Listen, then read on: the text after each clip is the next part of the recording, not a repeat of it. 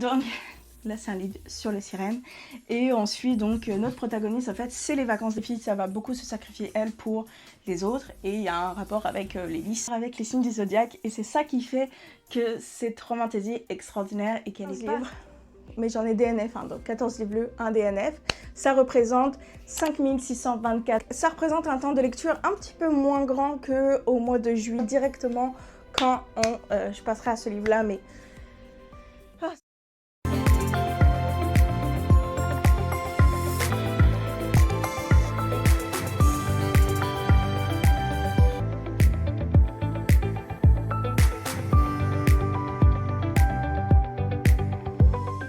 Et je vais aller chercher aussi des romances qui vont être très cosy, très cocooning, que j'aimerais lire cet automne, donc à peu près jusqu'en novembre.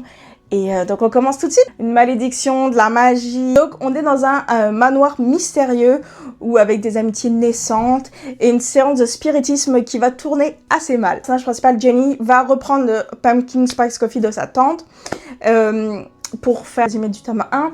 Mais là on est sur donc une romantésie avec des faillets, Ensuite, comme je vous ai dit, les thrillers aussi, je trouve que ça fait assez plus octobre, un petit peu, d'un expert psychiatre. À la veille de trentaine de sagas en cours, c'est pas possible, donc let's go, je vous parle one shot. Ça va vite, on a une histoire, on a un début, on a une fin directe et c'est tout. Et c'est quand même très... Donc quand elle découvre une musique, je l'écoute en boucle et je saoule tout mon entourage avec et... C'est sûr que ça je l'ai karaoké maintenant sur Netflix, bref, c'est parfait.